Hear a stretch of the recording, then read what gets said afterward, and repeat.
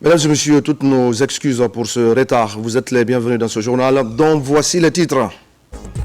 Gestion de la commande publique en Guinée. Plusieurs structures accompagnent le gouvernement. C'est pour promouvoir la transparence dans ce secteur si important pour les autorités de notre pays. On parlera aussi de la protection de l'environnement et de la promotion de la santé publique, deux priorités au centre des préoccupations dans la préfecture de Sigiri. Des séances de sensibilisation sont initiées pour réduire l'utilisation du mercure dans l'exploitation artisanale de l'or.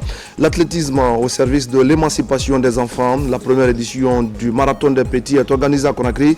Plusieurs membres du gouvernement ont pris part à cette manifestation sportive.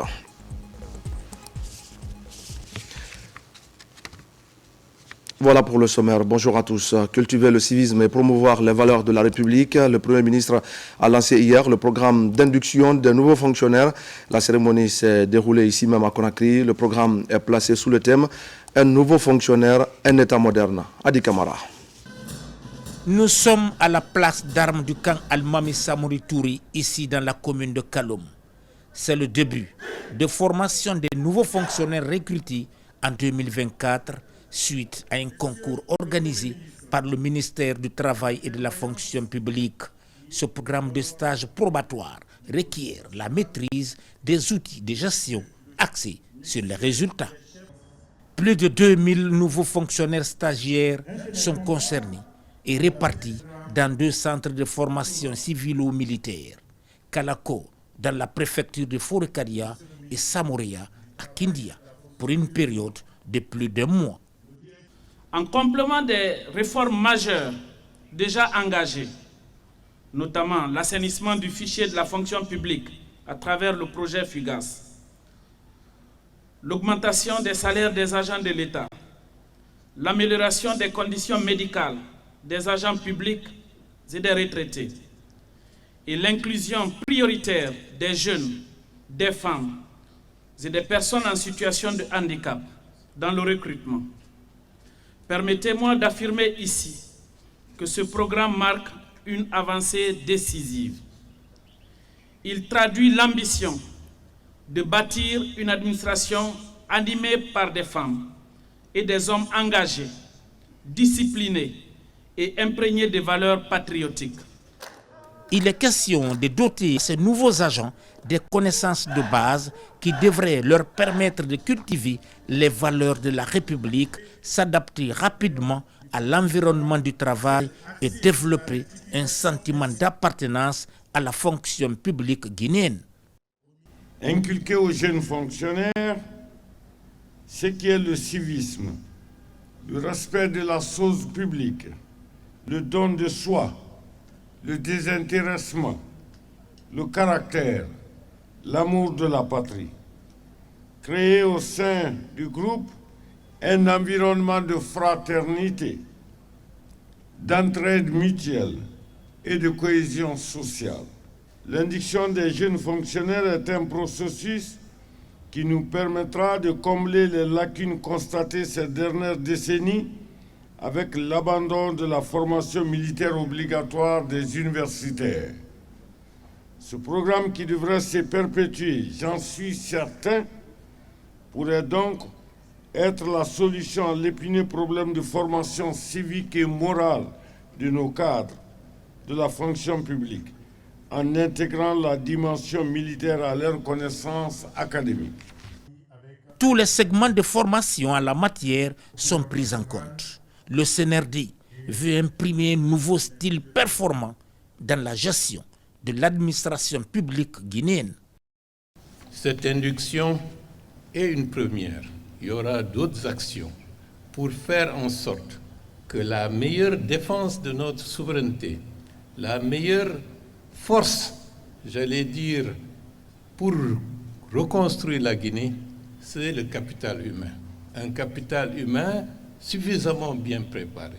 Ce n'est pas simplement par la technique, ce n'est pas simplement par des diplômes, mais c'est surtout par une conscience claire de ce que le pays doit avoir et ce que nous devons rendre à ce pays. C'est cela qui forge la solidité de nos institutions et la pérennité de ce que nous sommes en train de commencer. On compte beaucoup sur vous. Nous ne voulons plus de saupoudrer, de distribuer des hommes et des femmes dans des structures sans lien intellectuel, sans lien moraux supérieurs, pour que cette masse critique puisse infléchir un profond changement dans l'appréciation de la population vis-à-vis de l'administration publique. Stage probatoire voulu et soutenu par le chef de l'État, le général Mamadi Doumbouya, qui veut construire une administration efficace, dynamique, vertueuse, orientée vers la satisfaction de l'intérêt public dans le respect de l'éthique et de la déontologie. Cette initiative vise donc à faire, entre autres, la promotion de la gouvernance et de la transparence dans la gestion publique. C'est donc là l'une des préoccupations des autorités qui trouve aussi écho auprès du réseau des professionnels de la commande publique. L'Assemblée générale a permis à la structure d'évaluer l'impact des activités mises en œuvre durant l'année qui vient de s'achever et de se projeter sur 2025. Mamadou Saliouba. La Guinée, dans son élan de développement, fait de la transparence dans la passation des marchés publics une priorité. Pour gagner nos paris, le réseau guinéen des professionnels de la commande publique accompagne les structures publiques pour le respect des normes dans la commande publique. Près d'un an d'exercice dans la promotion de la transparence, les membres du réseau se retrouvent pour évaluer les activités réalisées. La commande publique est bien plus qu'une simple fonction administrative ou un processus technique. Elle est le levier par lequel une nation se construit. Ses infrastructures se développent, ses entreprises locales se dynamisent et ses citoyens trouvent des opportunités. Nous ne pouvons réussir qu'ensemble. Le succès du réseau repose sur la capacité de chacun à s'engager, à collaborer et à contribuer activement au rayonnement de notre association. Au cours de cette assemblée du réseau des professionnels de la commande publique, les acquis de l'instance sont mis en exergue et les défis sont identifiés. Cela avec la participation de l'autorité de régulation des marchés publics et de la direction générale de contrôle des marchés publics. Tout est bien parti. Et l'essentiel des acteurs qui constituent ce réseau connaissent déjà la séparation des fonctions, ils connaissent déjà aussi comment fonctionne la commande publique. Les projets qui ont été projetés pour 2025, nous allons mettre tout ça en œuvre grâce à l'appui de l'ARMP, de la DGCMP et les autres membres. Cette assemblée a été un moment de riche débat sur le fonctionnement du réseau des professionnels de la commande publique. Les membres comptent faire du réseau une instance incontournable dans la promotion de la transparence dans la commande publique. Et c'est dans ce contexte que les procédures de passation de marché sont expliquées au cadre des 13 communes de Conakry. C'est un renforcement de capacités pour leur permettre de mieux appréhender le concept et de l'appliquer surtout pour de meilleurs résultats. La rencontre fait suite à la mise à disposition des moyens pour accompagner les actions de développement dans les collectivités à la base. Mohamed Lamine Kamara.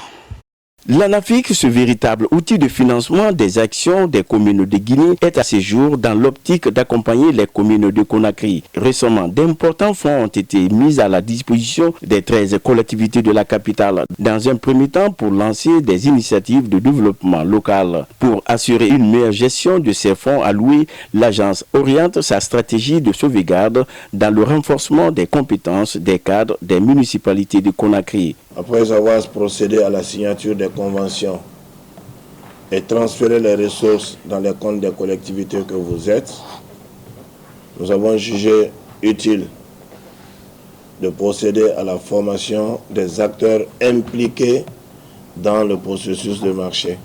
Celle que nous faisons ce matin est une formation sensibilisante. Après avoir mis en place, qui est une étape de ce processus, les différentes commissions de passation de marché, une autre formation beaucoup plus pointue va être dispensée à l'endroit des membres de la commission, ce qui va aboutir à l'ouverture des plis et tout le processus. Cet appui institutionnel est supervisé par la tutelle des communes de Conakry. Pendant cette rencontre, le gouvernorat de Conakry saisit l'occasion pour inviter ses acteurs des délégations spéciales à plus de rigueur durant cette rencontre. À travers notre appui technique que nous avons mis à disposition des communes, ils vont nous revenir dans les meilleurs délais et nous voulons que vous également suivez un peu pour que nous puissions avoir ces différents documents afin de passer à la vitesse supérieure. Ce que l'ANAFIC veut voir, ce que le MATD veut voir, ce que le chef de l'État, le général Dame Mamadi Doumbouya veut voir, c'est les actions concrètes sur le terrain. Au cours de cette rencontre, plusieurs préoccupations ont été soulevées par les participants. Des approches pédagogiques ont été également utilisées par l'équipe spécialiste pour satisfaire ces acteurs. Ils vont regagner les communes respectives, outillés pour enfin restituer les notions acquises conformément aux principes du Code des collectivités locales. Et puis comment améliorer la gestion des finances publiques? Un atelier de formation se penche sur la question à la baie.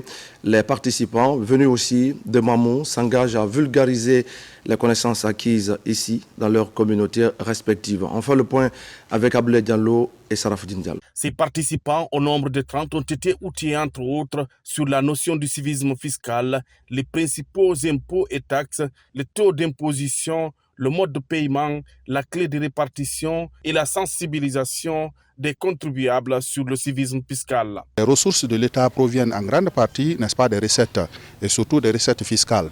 C'est pourquoi, dans le cadre de ce projet, il y a tout un paquet d'activités qui est prévu. Et parmi ce paquet d'activités-là, il y a vraiment la formation des acteurs pour que l'on puisse descendre sur le terrain, sensibiliser les gens, notamment les contribuables, afin qu'ils puissent s'acquitter de leurs devoirs civiques, notamment le paiement des impôts et des taxes. J'ai beaucoup appris, parce que l'importance des taxes d'abord, on a connu ça. Un bon citoyen doit s'acquitter des droits pour payer les taxes. Ça sert à construire notre pays. Maintenant, en tant que participante, après ici, d'abord, je dois prendre l'exemple sur moi pour payer les taxes et sensibiliser la population aussi l'importance de payer les taxes. Et c'est à travers ça, les taxes-là, qu'on doit vraiment travailler dans notre pays. Dans l'objectif de faire bénéficier aux contribuables, les autorités guinéennes, appuyées par les partenaires techniques et financiers, ont mis en place des outils techniques permettant de sensibiliser sur le civisme fiscal. La France et l'Union européenne, dans cette stratégie, appuient l'État et les collectivités locales pilotes à disposer des ressources propres croissantes afin de mener des politiques publiques au bénéfice des populations. Cette formation sur le civisme fiscal a mobilisé des activistes de la société civile, des hommes des médias et des étudiants venus des régions de l'Abbé et de Mamou. Dans l'actualité encore, l'ONG Planète Gold Guinée s'engage à préserver l'environnement et la santé publique à Sigiri. Je le disais au sommaire, des groupes de discussion sont mis en place pour intensifier la sensibilisation sur l'utilisation abusive du mercure dans l'exploitation artisanale de l'or. Diamo Kaba pour des explications. Cette année encore, Planète Gold Guinée est remobilisée à Sigiri pour défendre son projet écologique. Dans son agenda, le lancement des séances de sensibilisation pour atténuer et prévenir des incidences néfastes pour l'homme et l'environnement. Parmi les causes citées, l'utilisation du mercure au moment des exploitations artisanales de l'or. Les bonnes pratiques à adopter sont livrées.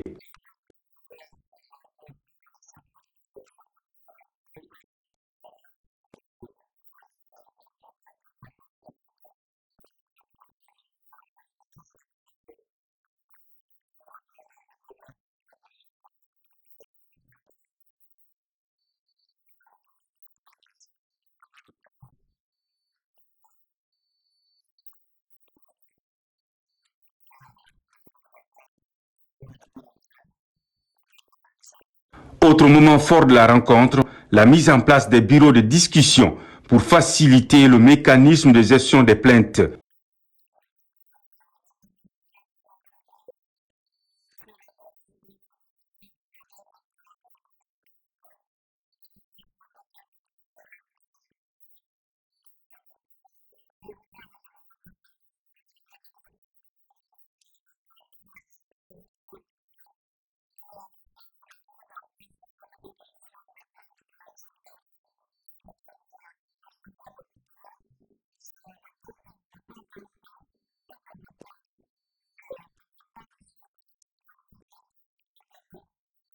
Même si l'activité d'orpaillage artisanal de l'or constitue un moyen efficace de lutte contre la pauvreté, d'énormes inconvénients, notamment sur la santé humaine et environnementale, sont signalés. C'est pourquoi Planète Gold Guinée est toujours en première ligne pour minimiser les dangers liés à l'utilisation du mercure, dans le registre également de la lutte contre les désaccords communautaires. Et voilà qui nous amène à parler de la promotion et de la vulgarisation du projet Simandou.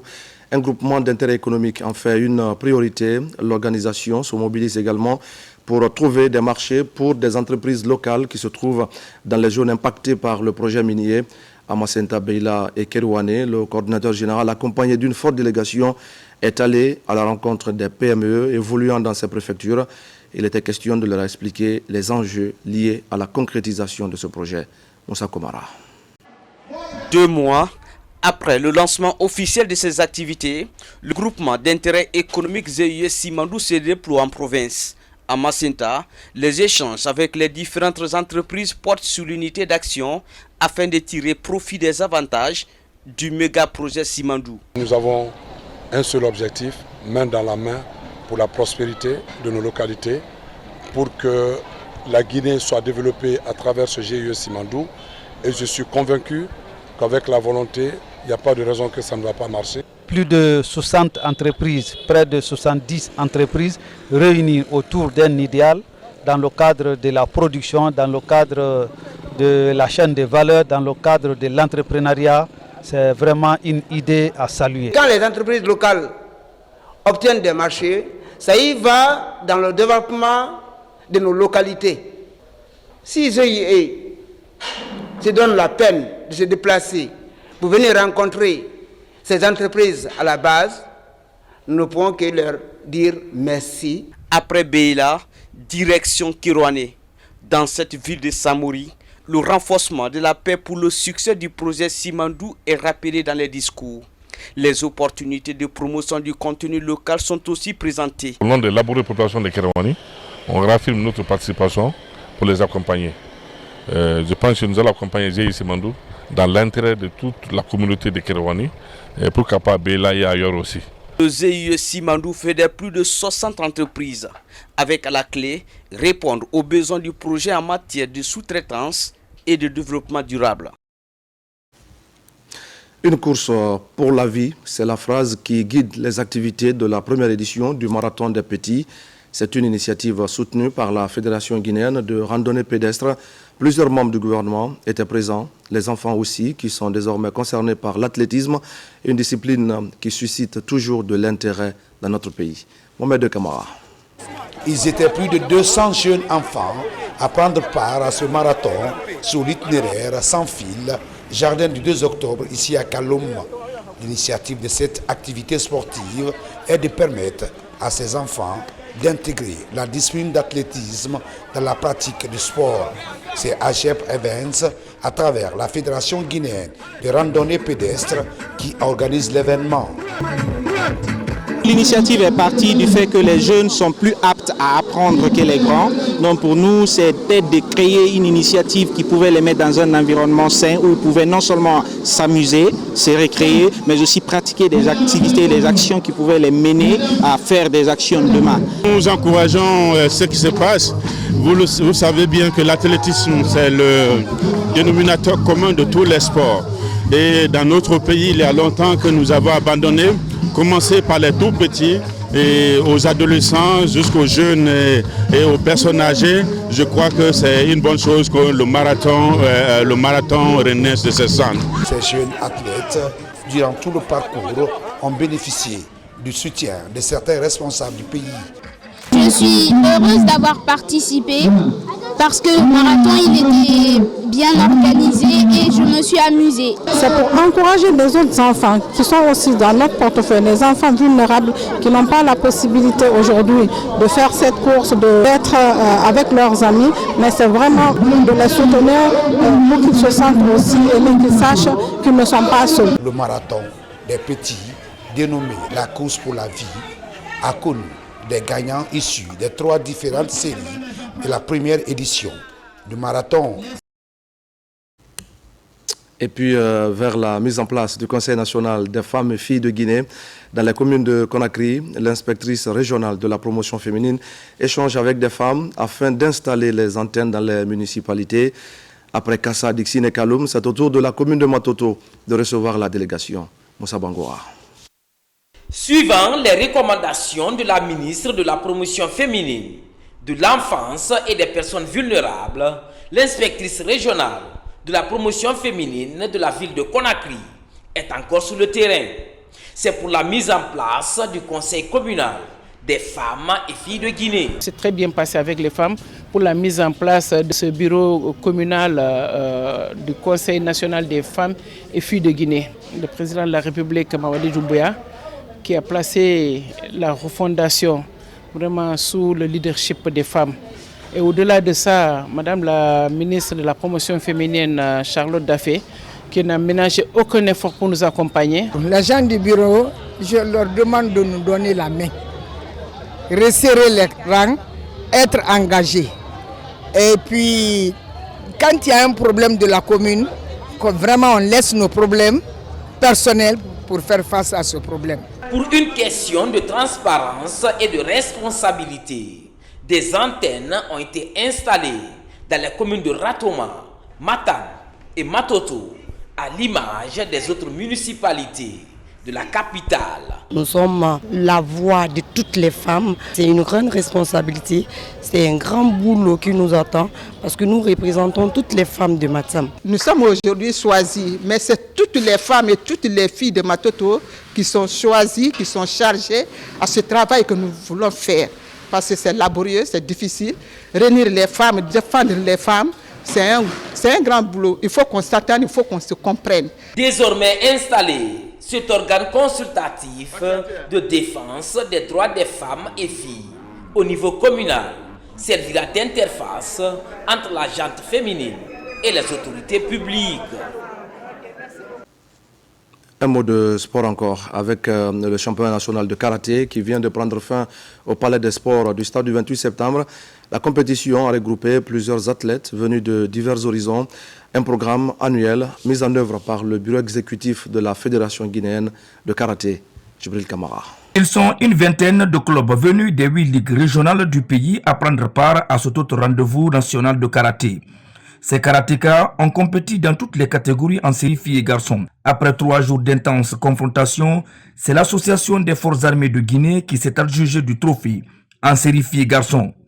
Tout ne se résume pas au football et qu'aujourd'hui, en termes d'adhésion, les sports de combat aujourd'hui attirent beaucoup plus les jeunes.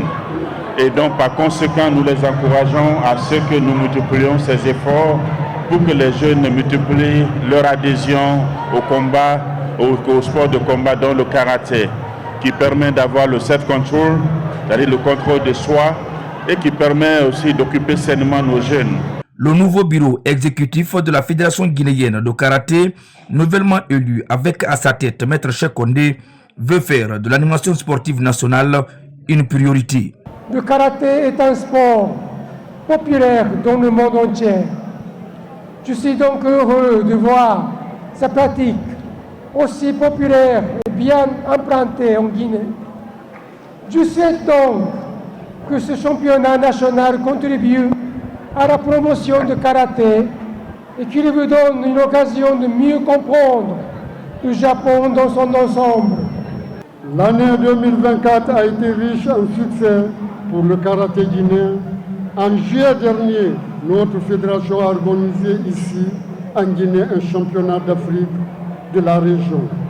Une première dans notre histoire, grâce au travail de nos athlètes et entraîneurs, nous avons honoré notre pays en remportant 16 médailles d'or en terminant premier au classement. A signaler que la Fédération guinéenne de karaté et de disciplines associées est l'une des fédérations sportives nationales qui organise régulièrement son championnat. Elle veut aujourd'hui former des élites pour mieux représenter fièrement la Guinée dans les compétitions internationales à venir.